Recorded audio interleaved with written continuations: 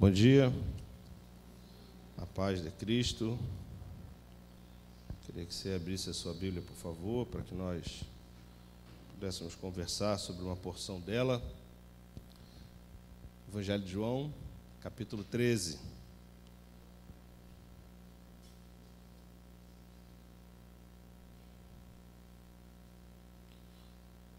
Nós falamos na semana retrasada sobre essa passagem, né?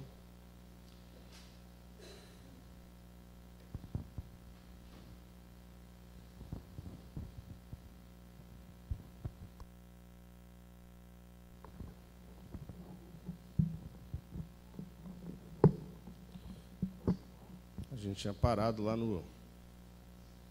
tinha falado sobre o lava-pés. Queria voltar nele e continuar. Então, Evangelho de João, capítulo 13. Obrigado. Todos abriram, amém? Então vamos lá, a partir do verso 1 de novo. Ora, antes da Páscoa, sabendo Jesus que era chegada a hora de passar deste mundo para o Pai, tendo amado os seus que estavam no mundo, amou-os até o fim. Durante a ceia, tendo já o diabo posto no coração de Judas Iscariotes, filho de Simão, que traísse a Jesus, sabendo este que o Pai tudo confiara em suas mãos e que ele viera de Deus e voltava para Deus, levantou-se da ceia, tirou a vestimenta de cima e, tomando uma toalha, cingiu-se com ela.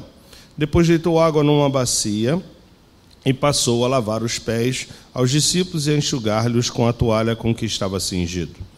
Aproximou-se, pois, de Simão Pedro, e este lhe disse: Senhor, tu me lavas os pés a mim? Respondeu-lhe Jesus: O que eu faço não sabeis agora, compreendê-los-á depois.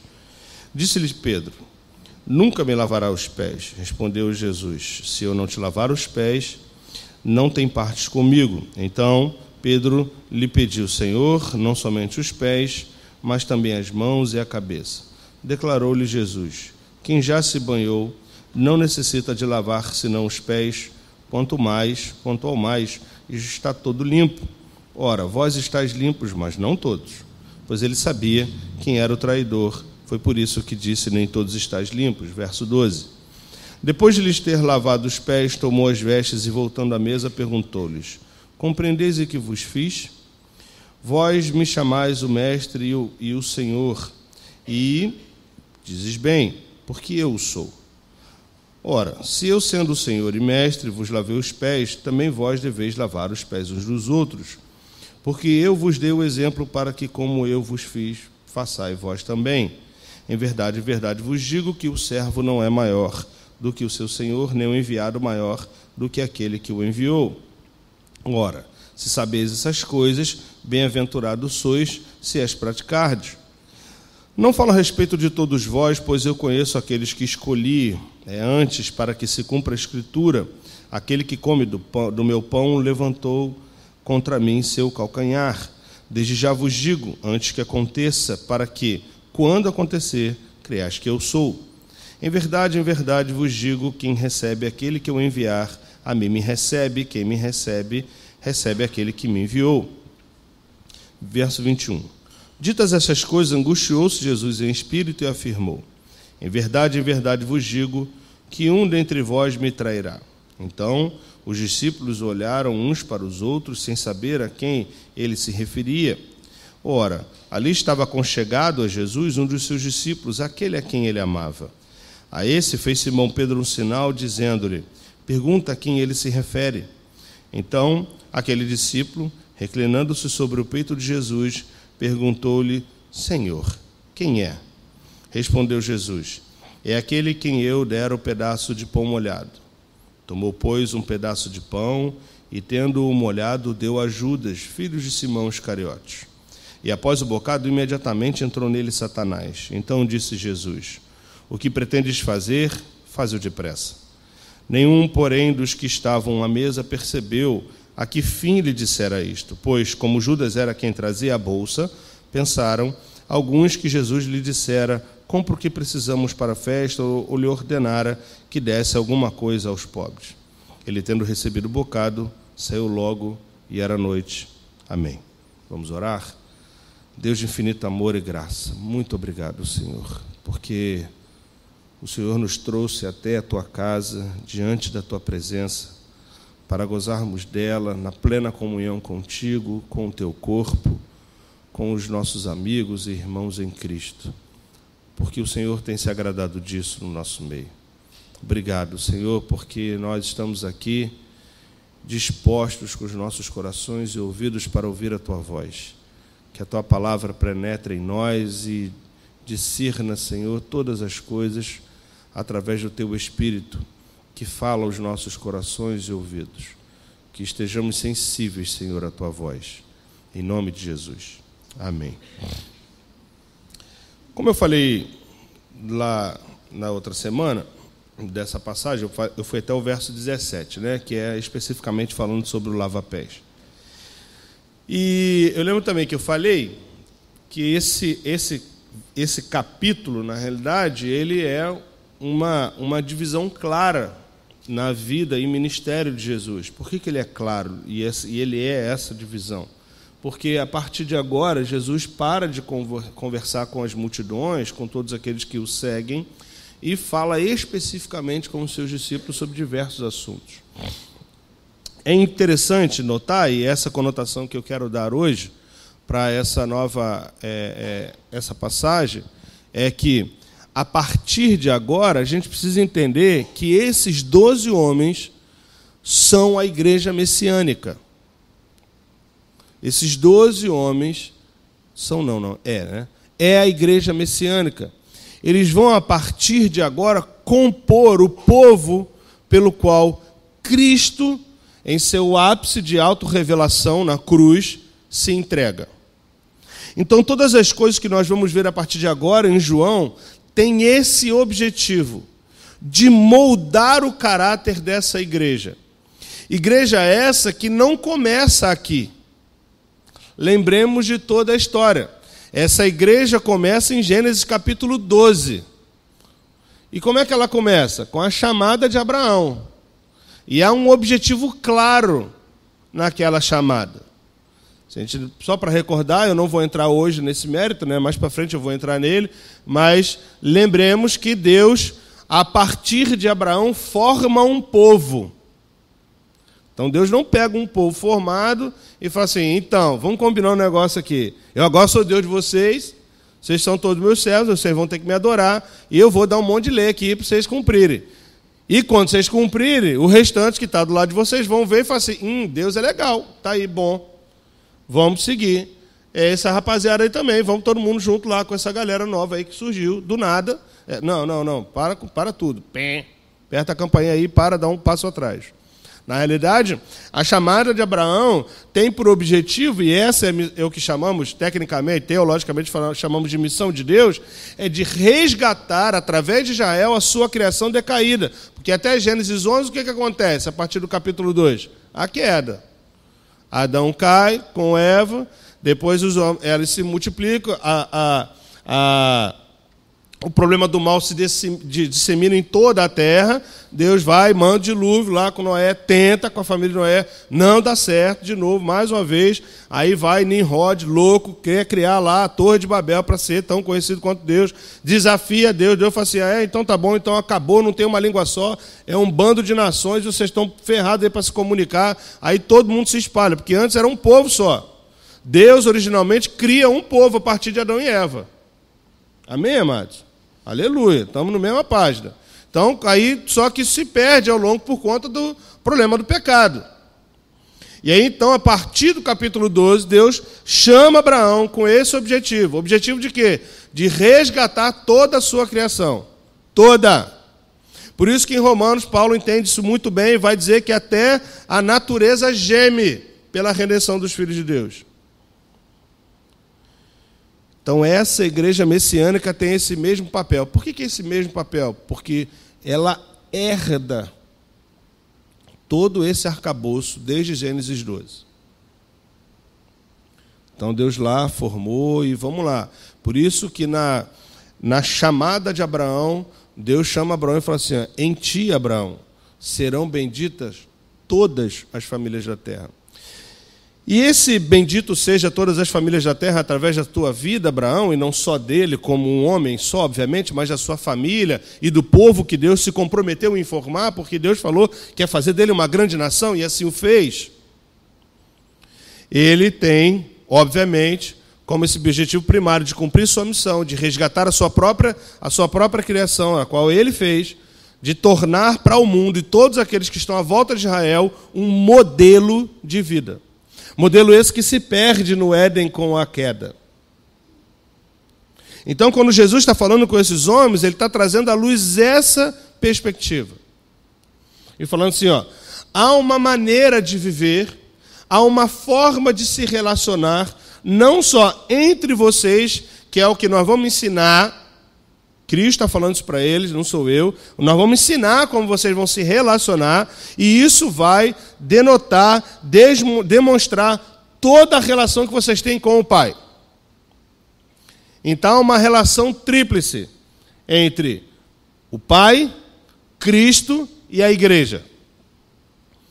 E essa relação só vai fazer sentido se praticarem exatamente o que vos tem ordenado. Então, o lava-pés, como eu disse da outra vez, é muito mais do que uma lição de humildade.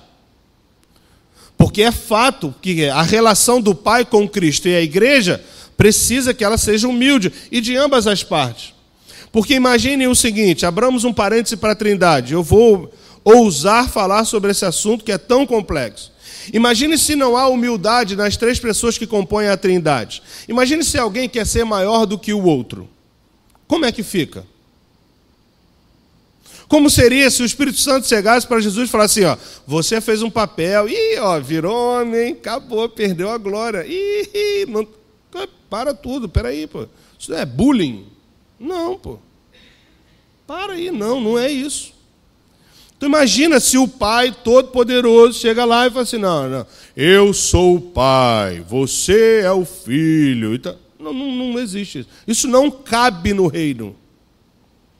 Por isso que a primeira lição é uma lição de humildade.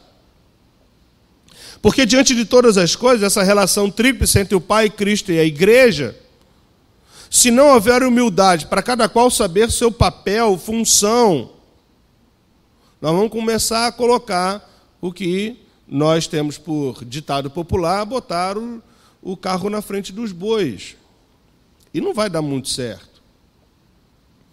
Então, essa passagem começa a formar o caráter da igreja que obrigatoriamente é necessário que o mundo enxergue. Como a Adriana bem colocou em sua ministração, o mundo olha para a gente. O mundo está olhando para nós. Chega desse discurso de que, precisamos, esquece isso, que o homem é falho, que o homem é... Vamos olhar para Jesus numa visão muito paternalista, muito, digamos, sensata demais com o pecado. Porque diante de um problema, a gente sempre tira e quer puxar o problema para alguém que já fez todas as coisas. É como se disséssemos assim, o problema é que nós ficamos olhando o tempo inteiro um para os outros. Mas, como que não? Porque aquele que diz que ama a Deus e não ama o seu irmão, aquele que diz que se relaciona com Deus e que não se relaciona com o seu irmão, que tipo de fundamento há nesse tipo de vida? Nenhum, zero. Não tem como. Então, olhar para o lava-pés é olhar para o início da formação do caráter da igreja messiânica. Igreja essa da qual hoje nós compomos o seu corpo. Somos parte desse corpo, como membros, cada um e cada qual com a sua função específica. Nem todo mundo vai ser olho, nem todos serão boca, todos precisamos dos pés, inclusive das unhas encravadas, porque elas são necessárias. Porque às vezes é diante da dor que percebemos algumas coisas. Porque quando não há dor e tudo flui, parece que não há nenhum tipo de problema. Parece que nós não conseguimos ter profundidade sem a dor. Tem um amigo que ele é militar, o Carlos não está aqui, ele ia lembrar bem disso, né? Só a violência traz compreensão, dizem a maioria dos militares. Porque diante da dor é que você recobra a sua consciência muitas das vezes. Porque de fato é. Às vezes a gente só dá conta do pecado quando a gente cai. Mas ele está o tempo inteiro batendo a porta. Ele não para. Porque a palavra diz, mais uma vez vou citar a Adriana aqui, e ela acabou de falar isso, que o diabo está ao redor, como um leão, rugindo, querendo tragar. E ele só vai tragar aquele que tropeçar. E ele vai tragar. Isso a gente não tem dúvida. Às vezes a gente se esquece desse tipo de coisa. É por isso que logo depois dessa lição de humildade e de um exemplo claro de como se relacionar com o Pai e com a igreja, Cristo traz e já dispõe diante dos discípulos o traidor. Lembremos que ele não é a primeira vez que ele fala de traição. Ele já falou que seria traído. No capítulo 6 ele fala isso, se não me engano, no 8 ele vai falar isso de novo. E ele vem falando, porque, diferentemente dos outros sinóticos, dos outros evangelhos sinóticos, João já prepara isso. Como a gente já falou, ele tem essa divisão no capítulo 13, que ele faz sinais e explica o sinal, e agora ele vai dar uma explicação longa para o ápice do sinal, que é a morte e ressurreição de Cristo. Então, a partir daquela atuação, João já falou e ele já adiantou todas as coisas que iam acontecendo. A dificuldade é que eles não compreendiam aquilo mais. Tanto que nesse episódio, mais uma vez, Pedro, em toda a sua impetuosidade, como a gente já conhece, fala assim, não vai me lavar meu pé. Ele falou, cara, esquenta a cabeça, fica tranquilo. Parece que Jesus já estava meio, sei lá, meio de saco cheio com Pedro. Né? Ele fala assim, cara, calma aí, peraí, deixa eu fazer. Calma aí, cara, deixa eu lavar teu pé, fica tranquilo. Você vai entender depois lá. Aí ele nem explica mais para Pedro. Calma, você vai entender. A seu tempo você vai entender. Também dando uma lição para nós que a igreja deve entender o seu tempo de atuação. E deve entender que a atuação não provém especificamente da ação da igreja, mas daquele a quem ela representa. Porque nós, como corpo de Cristo, como cristãos que somos, pequenos cristos, já falamos N vezes isso daqui, temos por responsabilidade demonstrar ao mundo o caráter desse Cristo que nós falamos que representamos, como embaixadores do seu reino. Ora, um embaixador fala e age exatamente como aquele que enviou, porque se ele age diferente daquele que o enviou, tem algum problema. Vejam, por exemplo, o que acontece algumas vezes, e aconteceu muito no início do governo do presidente Trump. Ele tinha uma opinião e a pessoa que representava os Estados Unidos no Conselho da ONU tinha outra opinião. E isso deu um monte de problema político nos Estados Unidos. Porque ele se posicionava de uma maneira e lá se posicionava de outra. E aí o que acontecia? Opa, peraí, tem algum problema, porque o embaixador tem essa funcionalidade. Por isso que, diante de um problema político lá, diplomático, a primeira coisa que o chefe de Estado daquele país faz, o que ele faz? Ele traz de volta o seu embaixador. Ele diz, não, pode vir. É como se rompesse a relação com aquele Estado. É muito parecido com a igreja. A igreja tem essa função de sermos embaixadores do reino de Deus. Então, somos enviados pelo Senhor para cumprir e dar continuidade na sua missão. Missão essa que é resgatar a sua criação. Amados, em nome de Jesus, coloque isso na sua cabeça. Missão é resgate de pessoas e da criação. Missão não é movimento evangelístico. Missão, antes de tudo, é adoração. Nós que começamos um movimento de missões na nossa igreja agora, cada vez mais pulsante, quando nós falarmos sobre isso, nós temos que entender que quando nós falarmos qualquer coisa sobre missão, antes temos que falar sobre adoração. Porque se eu não adoro e tenho aquilo como a força motriz da minha vida, eu não vou conseguir expressar de forma clara, como embaixador do reino, tudo aquilo que é necessário para aqueles que não conhecem possam se constranger desse amor que um dia nos constrangeu. Isso é missões. Porque qualquer coisa diferente disso, desse aspecto, vai virar um movimento. E necessariamente movimento não traz transformação. E missões precisa transformar pessoas. Primeiro nós, para depois os outros. Parece que a gente se esqueceu isso no século XXI. Principalmente por conta das últimas 2, 3 décadas do século passado. Da onde a igreja começou a olhar para si como sendo o fim e não o meio. Nós não somos fim, amado. Que pena você ouvir isso hoje. Nós não somos um fim. A igreja de Cristo não é o fim da obra de Deus. O fim da obra de Deus é toda a sua criação. Nós somos um instrumento para que isso aconteça. Então se disponha em amor para que tudo quanto Deus lhe proponha, você aceite de bom grado. Mas saiba, há um esforço. E ele não é fácil. Não é fácil porque assim, depois de termos essa lição de humildade e termos o nosso caráter formado pela base, isso vai ser toda a base que acontece no ministério de Cristo, ele fala isso para os discípulos o tempo inteiro, logo acontece o quê? A traição. Então, muitas coisas vão acontecer. Muitas decepções acontecerão. Muitas pessoas íntimas vão nos decepcionar. A diferença vai ser como a gente vai lidar com isso.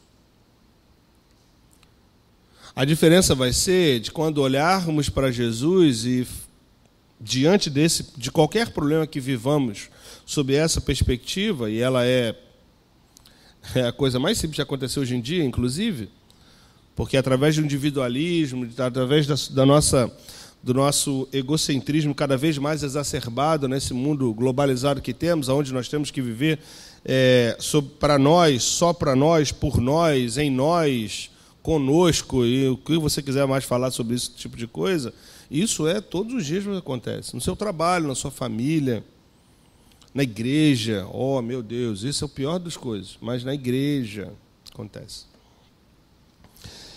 Então, como é que a gente lida com esse tipo de coisa? Porque, ainda que venhamos a agir dessa forma, e esse é o nosso grande esforço, vamos nos frustrar e nos decepcionar logo à frente. Logo assim, ó, papum. E Jesus, quando fala isso, percebam que os discípulos eles ficam atônitos. Ó, alguém aqui vai me trair. Está aqui dentro, o traidor está aqui. E é impensável na cabeça daqueles homens, alguns dos 12 ter que traí-los. Porque olha os sinais que eles viram. Amados, em nome de Jesus.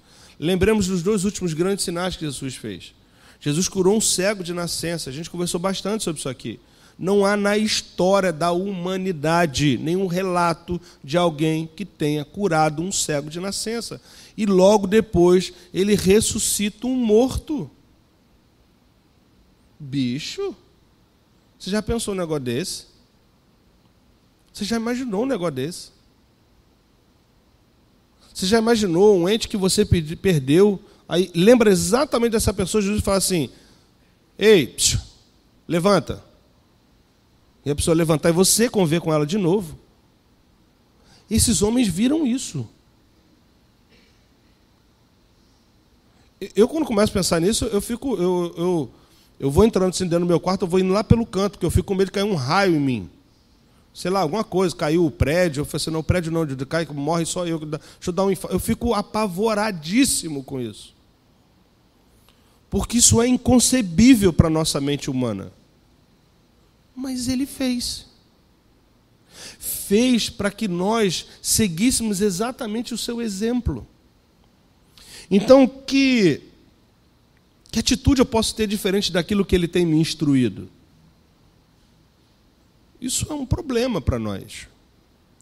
E é inconcebível para esses homens, agora, diante de tudo aquilo que acontece, e aconteceu, alguém dos 12 trair. Por que eles ficam atônitos, loucos ali? E aí Pedro, mais uma vez, como sempre, tomando a parte de todas as coisas, chega lá e pede para um dos discípulos, e aí a Bíblia vai usar uma expressão a quem ele amava. Alguns historiadores vão dizer que esse discípulo era João, o evangelista, que era um dos mais novos. E aí João reclina o seu peito a sua cabeça sobre o peito de Jesus e faz uma pergunta para ele. Jesus, olha, quem é esse cara que se vai trair, pelo amor de Deus? Diz que nós vamos juntar ele aqui, nós vamos dar uma surra nele.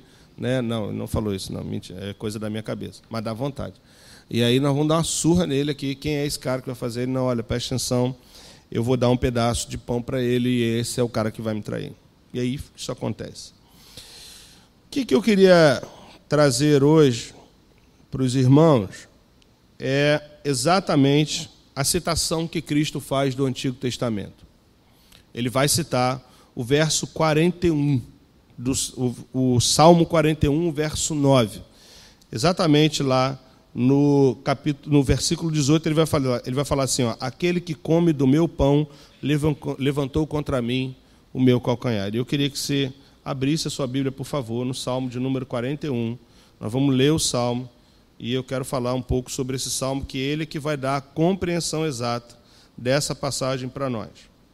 Salmo 41, a partir do verso 1. Miguel vai botar lá também, ali na tela, para nós lermos. Eu vou ler e você vai acompanhar ali com o Miguel também. Amém? Salmo 41. Todos abriram? Vamos ler. Então, ó. Bem-aventurado o que acode ao necessitado. O Senhor o livra no dia do mal.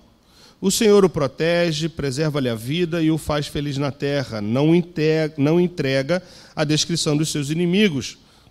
O Senhor o assiste no leito da enfermidade, na doença, tu lhe afofas a cama. Disse eu, compadece-te de mim, Senhor. Sara a minha alma, porque pequei contra ti. Os meus inimigos falam mal de mim. Quando morrerá, ele procederá o nome. Se algum deles me vem visitar, diz coisas vãs, amontoando no coração malícias em saindo, é disso que fala. De mim rosnam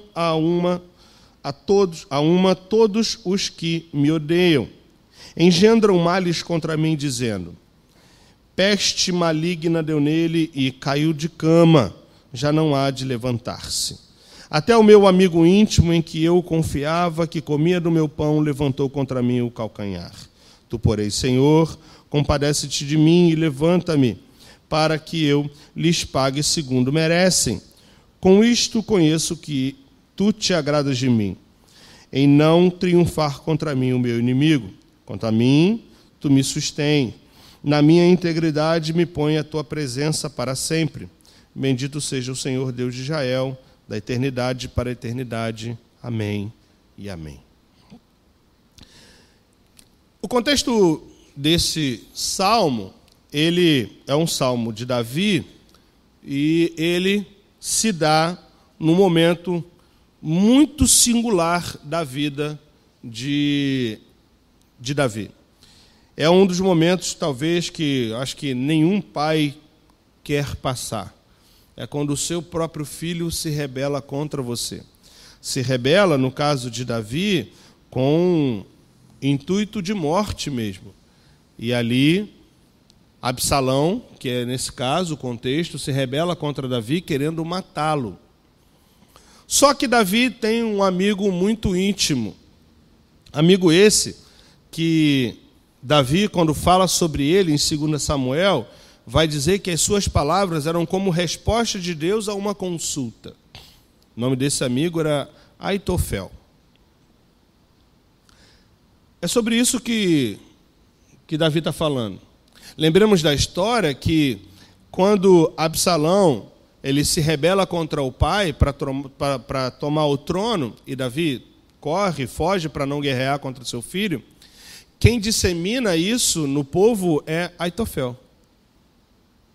O mesmo amigo íntimo de Davi, das quais as suas palavras pareciam como oráculos de Deus, é quem vai lá e incita e, de alguma maneira, ajuda Absalão a cumprir o seu plano. Olha que coisa difícil. Muito parecido com o que acontece com Cristo. Por isso dele citar esse texto. Por isso que ele pega, vai lá e traz a memória daqueles homens, exatamente essa passagem, o Salmo 41. Porque isso não era alheio para eles, a história não era alheia para eles, eles sabiam exatamente. Então, esse amigo pessoal, que traduzido no original vai chamar até homem da minha paz, é o cara que vai lá e trai a Cristo. É bem verdade que, se nós formos perguntar aqui quem um dia já se sentiu traído por um amigo íntimo, por uma pessoa próxima, teremos relatos aqui durante todo o dia, noite e a fio. Porque, de fato, é assim que acontece no mundo.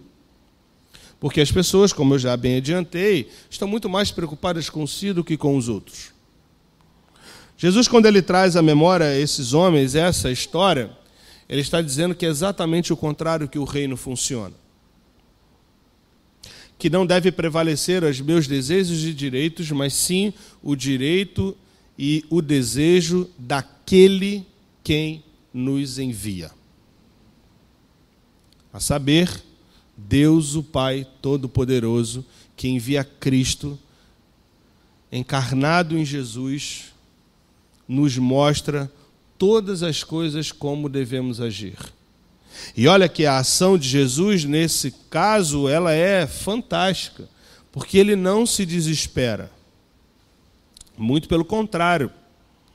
Jesus, sabido da sua missão, tendo plena consciência de tudo aquilo que lhe foi proposto pelo Pai, e como nós lemos no próprio lava-pés, ele que abriu mão de toda a sua glória, como homem se fez ali carne, tabernaculou, nós falamos sobre isso, né, em forma de homem ali, mas não perdeu a sua essência, continuou diante dos problemas, não perdendo a sua essência. Porque mais do que os seus sofrimentos e maior do que a sua dor que ele sentiria logo em seguida, porque ele está uma semana de ser morto, muito maior do que isso é cumprir a chamada de Deus. E nós sabemos a história, e ele fez isso cabalmente. Ele foi até o fim. Por isso que João, nesse capítulo, vai dizer que ele os amou e amou-os até o fim. Não foi fácil chegar ao fim, mas é necessário chegar ao fim. Por isso que muitos de nós, diante de uma decepção tão grande, a abandonamos e paramos no meio do caminho. Mas lembre-se, meu amado irmão e irmã, em nome de Jesus, há um fim proposto para todos nós, e ele não pode se encerrar diante das nossas frustrações, porque as frustrações são nossas e não daquele que nos chamou para a sua maravilhosa luz, porque nele não há nisso, nele há paz, nele há amor, nele há compreensão, nele há força para continuarmos a caminhada. Por isso que Jesus dá esse exemplo para esses homens e vai chamá-los a meditar e pensar sobre esse aspecto. Porque para todos os judeus era o que acontecia, exatamente com a consciência daqueles que estão ouvindo isso, os 12 estavam lá, quando eles olham para essa figura que Jesus utiliza do pão, trazendo à memória a história e o contexto veterotestamentário do Salmo 41, ele está querendo dizer que aquele que come a sua mesa é íntimo o suficiente que tem e que equivale esse aspecto de comer na mesma mesa e compartilhar do mesmo pão a uma fidelidade, a um pacto de fidelidade com aqueles que estão ali, entre Cristo e eles. Na verdade, mais uma vez, eu vou ressaltar a triangulação que existe nessa relação. Há um pacto de fidelidade entre o pai e o filho, e obviamente entre o filho e o pai, e agora esse pacto é estendido para a igreja através dessa ação, de compartilhar o pão. Esse é o conceito do Salmo 41 para o judeu. Então, falando assim, então no momento em que ele compartilha do pão, ele parte ali, todos comem daquela refeição, eles estão se comprometendo em lealdade uns com os outros, com aquilo que é proposto. E Judas simplesmente rompe com aquilo. Então isso não é alheio para eles. Muito pelo contrário, está intrínseco na cultura deles e eles sabem disso muito bem. E eles, quando veem aquilo ali, entendem, é por isso que eles ficam muito chateados com aquele tipo de coisa e falam assim, não é possível que alguém aqui vá trair, quem que pode trair a Cristo nesse sentido? Porque para eles era como se isso fosse uma violação grosseira das tradições da hospitalidade. E isso é inconcebível para um judeu. Mas era necessário que isso tudo acontecesse. E a necessidade disso acontecer é para que aqueles que estão vendo aquilo sejam, então, moldados ao caráter de Cristo. O grande objetivo do lava-pés, e eu já vou encerrar por aqui, é exatamente fazer com que esse momento deixe claro para eles que há uma nova aliança.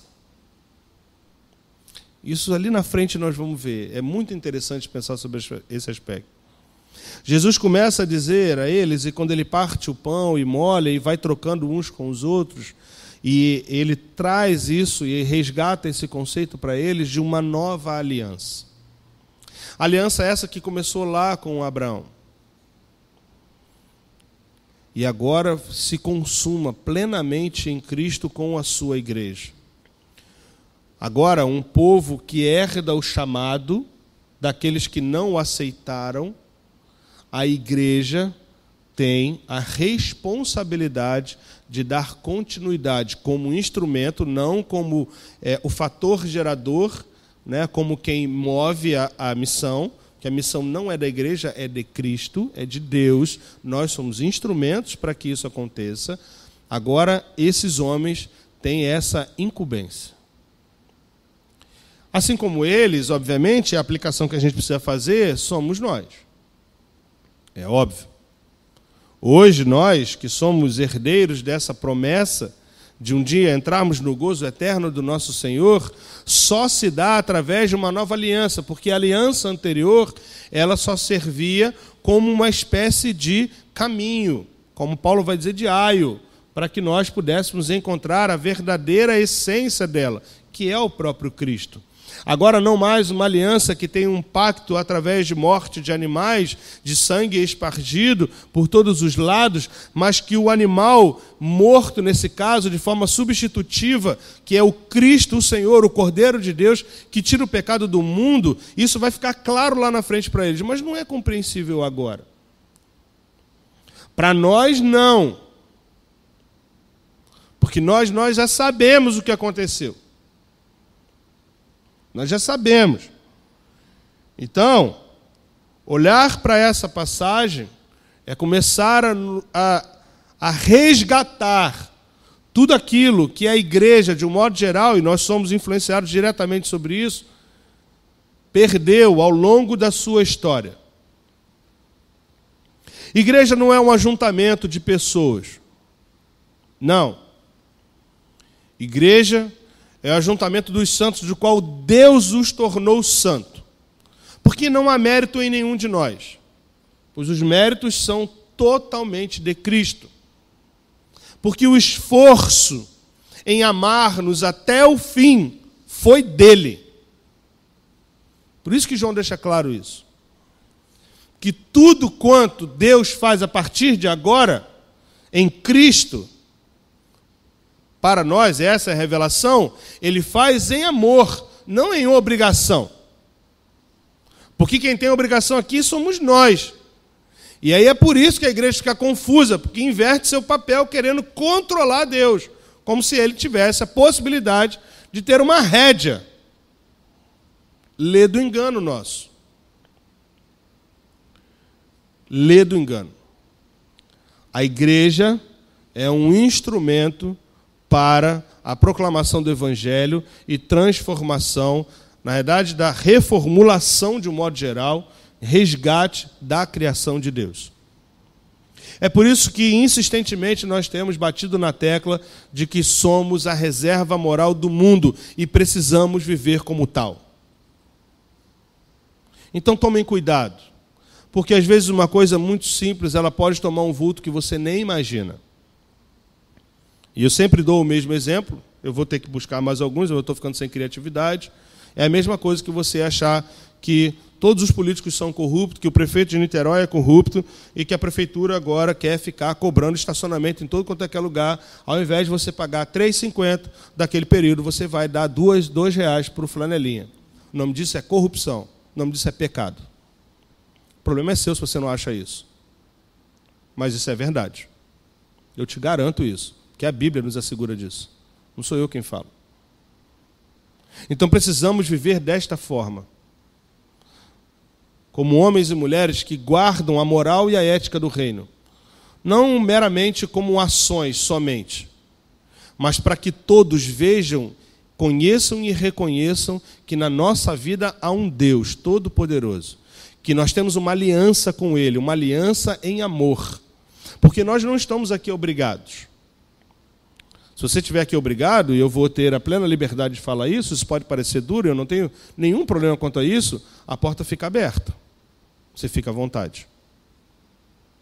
Porque todos que aqui estão têm que ter a consciência de que estão aqui porque amam a Deus. Mas saibam que antes de amar a Deus, Ele os amou até o fim, primeiramente. Até o fim. Até o fim. E Ele continua nos amando e nos amará pela sua infinita graça e amor até o fim. Até o fim.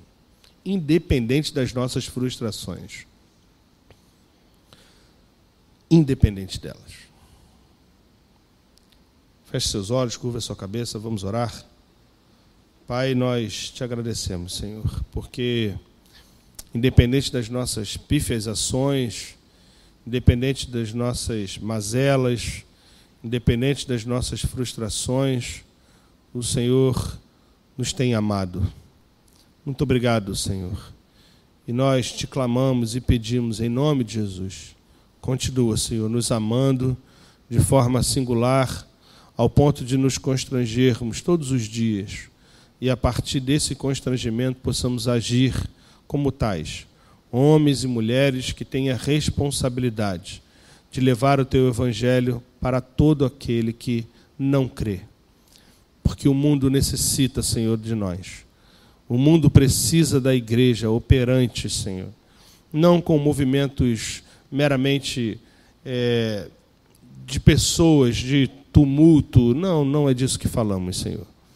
Falamos de ações concretas a partir de uma vida digna, vivendo a moral do reino, sendo separados como o Senhor nos chamou, uma nação santa, Senhor, sacerdócio real, para a glória do teu santo nome.